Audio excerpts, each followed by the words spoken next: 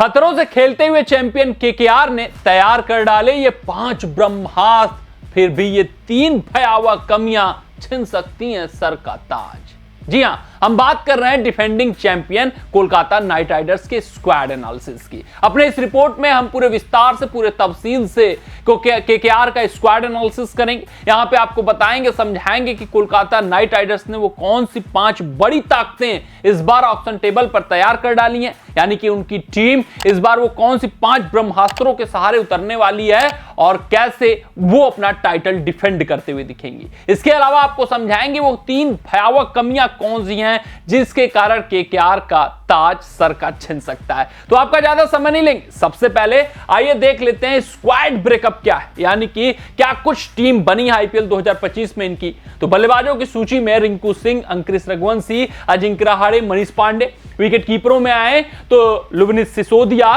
Quinton de Kock, Rahmanullah Gurbaz. आगे अगर बढ़े गेंदबाजों की सूची में तो Varun Chakravarthy, Harshit Rana, Vaibhav Arora, Mayank Markande, Umran Malik, Anrich Nortje, Spencer Johnson. अगर हम ऑलराउंडर्स में आए तो Sunil Narine, Andre Russell, Ramandeep Singh, Anukul Roy, Rovman Powell, Venkatesh Iyer और मोइन अली। ये इनकी पूरी की पूरी स्क्वाड है। अब आते हैं, समझते हैं कि इनकी ताकत और कमजोरी क्या है। लेकिन ताकत और कमजोरी समझने से पहले हमें यह जानना होगा कि इस टीम की प्लेइंग 11 क्या हो सकती है शुरुआती मुकाबलों के लिए, जो सबसे मजबूत दिखे। तो ये इनकी सबसे मजबूत प्लेइंग 11 है। Quinton de Kock, Sunil Narine, Angkrish Raghuvanshi, Venkatesh Iyer, Rinku Singh, Andre Russell, Ramandeep Singh, Harshit Rana, Anrich Nortje, Varun Chakravarthy, Vaibhav Arora. ये 11 ऐसे खिलाड़ी हैं जो सबसे मजबूत, सबसे सशक्त और सबसे सुदृढ़ प्लेइंग 11 इनका बनाते हुए दिख रहे हैं। अब इस स्क्वाड के जरिए और इस प्लेइंग 11 के जरिए हम आपको बताएंगे कि इनके 5 ब्रह्मास्त्र यानी 5 ताकतें क्या हैं। केकेआर ने पिछली बार की हूबहू चैंपियन टीम बना डाली है। अगर आप किसी भी चैंपियन टीम से पूछेंगे कि क्या आप अपने खिलाड़ियों को रिलीज करना चाहेंगे, तो बोलेंगे नहीं, जिस कॉम्बिनेशन के साथ हम खेल रहे हैं वही कॉम्बिनेशन हमें चाहिए, अगले साल हम इसी टीम से खेलना चाहेंगे, चाहे खिलाड़ी फॉर्म में कोई हो चाहे आउट ऑफ फॉर्म हो, उससे फर्क नहीं पड़ता। तो यही फंडा इन्होंने अपनाया है। जिन खिलाड़ियों को ये अपने टीम में नहीं ले पाए, पहले तो भरसक प्रयास किया है कि जितने अपने थे वो आ जाए, जो अपने बिछड़ गए तो उनके जगह हूबहू वही खिलाड़ी उसी पोटेंशियल का रख लिया है, यानी कि टीम कॉम्बिनेशन जिस के साथ उतर रही थी वही कॉम्बिनेशन इस बार भी उतरने वाली है। आप देख सकते हैं यहां पर ओपन में अगर बात करूं तो फिल साल्ट गए तो क्विंटन डिकॉक हूबहू या उनसे बेहतर आप कर सकते हैं विकेट कीपर बल्लेबाज। अय्यर बाहर गए तो अब अंकुरिश रघुवंशी हर मुकाबला लगभग उन्हीं के अंदाज में खेलते हैं, उनसे बेहतर आप कर सकते हैं, उनका स्ट्राइक रेट रहता है। वेंकटेश अय्यर को पाया, रिंकू सिंह को रखा हुआ है, रसेल को रखा हुआ है, रमनदीप को रखा हुआ है, हर्षित राणा को रखा हुआ है, स्टार्क को छोड़ा तो नॉर्किया को पाया, लगभग उसी पोटेंशियल के गेंदबाज वरुण चक्रवर्ती को रखा हुआ है, वैभव अरोड़ा को रखा हुआ है। तो आप समझ सकते हैं कि डिकॉक और एक खिलाड़ी यहां पे मैंने किसका मेंशन किया है, एनरिक नॉर्किया, ये 2 खिलाड़ी सिर्फ और सिर्फ बाहरी हैं, बाकी पूरी की पूरी चैंपियन टीम और वो जो दोनों बाहरी हैं लगभग उसी पोटेंशियल वाले क्विंटन डिकॉक और एनरिक नॉर्किया आपको नजर आ रहे हैं। दूसरा इनका स्ट्रेंथ है, विश्व क्रिकेट में 2 सबसे बेहतरीन जो मिस्ट्री स्पिनर हैं वो इस टीम की आन बान और शान है। ये मुकाबले अपने दम पर जिता कर देते हैं। बात किसकी हो रही है आपको समझ में आ गया होगा, सुनील नरेन और वरुण चक्रवर्ती की। तीसरा इनका strength Rinku Singh, Andre Russell और रमनदीप सिंह के रूप में घातक फिनिशर। आप इससे बेहतर फिनिशर का डिमांड नहीं कर सकते। आप आंद्रे रसेल को अगर जानते हो तो 5 ओवर में वो पूरा मैच का कायाकल्प बदल कर रख देते हैं।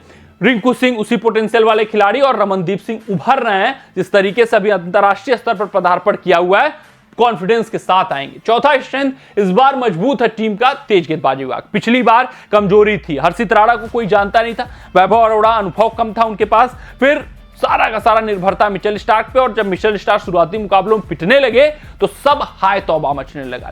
हर्षित राणा का पोटेंशियल उस समय हमें देखने को मिला। तो इस बार हर्षित राणा, एनरिक नॉर्किया अच्छी गेंदबाजी विभाग है, पिछले बार से थोड़ी मजबूत, हम कहेंगे बहुत मजबूत नहीं तो एक स्ट्रेंथ इनका मान लेते हैं। पांचवा, टीम में गेंदबाजी और बल्लेबाजी विभाग में क्वालिटी बैकअप मौजूद है। ये यहां पर काम किया गया है बहुत शानदार, क्योंकि केकेआर थोड़ा सा इंजरी प्रोन टीम दिखती है। अगर आप बात करो आंद्रे रसेल की तो ये इंजरी प्रोन रहते हैं, तो देखिए उनका कौन विकल्प है, रॉबमन पावेल, ये इनके बैकअप हैं। फिर आगे आप बढ़ते हैं, बड़े अगर हम अंकुरिश रघुवंशी नहीं चलते हैं तो क्या, तो अंकुरिश रघुवंशी नहीं चलते हैं तो मनीष पांडे, अजिंक्य रहाणे के रूप में दो और बेहतरीन बैकअप। फिर उसके बाद यहां पर इंपैक्ट प्लेयर में भी कोई खिलाड़ी खेल सकता है, या तो मनीष पांडे होंगे या तो अजिंक्य रहाणे होंगे। फॉर्म को देखते हुए वो फैसला लिया जाएगा। फिर आगे बढ़े, क्विंटन डिकॉक का बैकअप क्या है? क्विंटन डिकॉक नहीं चले तो भैया रहमानुल्लाह गुरबाज हैं। फिर वहीं अगर हम स्पिन विभाग में देखें कि अगर कोई खिलाड़ी, अगर आपको एक्स्ट्रा स्पिनर किसी मुकाबले में खिलाने का जरूरत पड़ गया तो क्या है इनके पास, तो मयंक मार्कंडे हैं। फिर एनरिक नॉर्किया चोटिल हुए या एनरिक नॉर्किया पिटने लगे तो फिर स्पेंसर जॉनसन है जो तेज गति से गेंदबाजी कर सकते हैं। तो हर एक चीज का अगर आपके पास इस तरीके का बेहतरीन बैकअप मौजूद हो तो आपकी टीम वेल बैलेंस्ड होती है, तब आपकी टीम में कोई कमी नहीं नजर आता है पूरे संस्करण में।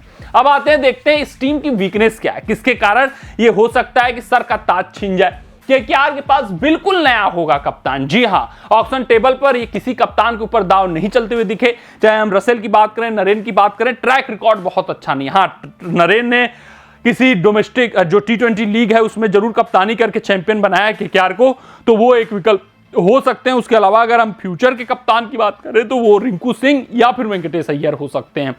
तो नया होगा कप्तान, वहां पर कमी खल सकती है। फिर डेथ ओवर्स गेंदबाजी में रहेगी इस टीम की समस्या। जी हाँ, डेथ ओवर्स गेंदबाजी की बात करें तो कोई भी स्पेशलिस्ट डेथ ओवर नहीं है।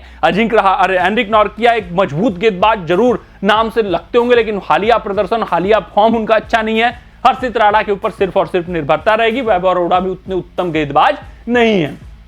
तीसरा, सुनील नरेन। जी हाँ, यह खिलाड़ी ओपन करता हुआ दिखेगा, लेकिन सुनील नरेन अगर ओपनिंग में फ्लॉप हुए, क्योंकि आपको पता है जब सुनील नरेन फ्लॉप होना शुरू हुए थे तो पूरी बैटिंग कॉम्बिनेशन घबरा गई थी, वैसा ही कुछ इस बार भी होगा। पूरा का पूरा बैटिंग कॉम्बिनेशन से छेड़छाड़ करना पड़ेगा, नीचे नरेन को भेजना होगा, जो प्लानिंग होगा वो बदल जाएगा। जब एक बार कॉम्बिनेशन, प्लानिंग सब कुछ बदलने लगता है तो ड्रेसिंग रूम का माहौल बदलता है, टीम का मोमेंटम चेंज होने लगता है, तो ये घातक हो सकते हैं। सुनील नरेन जब केकेआर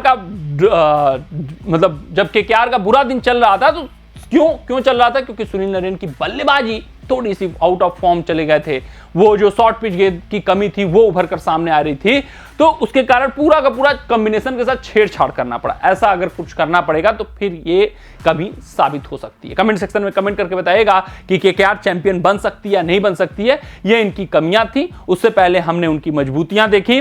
चैंपियन टीम बनी हुई है, बखूबी हूबहू वही टीम बना डाला है। देखना दिलचस्प रहता है कि पिछले बार श्रेयस अय्यर की कप्तानी में जीते थे, तो इस बार नए कप्तान की कप्तानी में डिफेंड कर पाएंगे टाइटल या नहीं कर पाएंगे। मिलते हैं अगले रिपोर्ट में, तब तक आप अपना ध्यान दें, सुरक्षित रहें, स्वस्थ रहें, मस्त रहें। जय हिंद, जय भारत।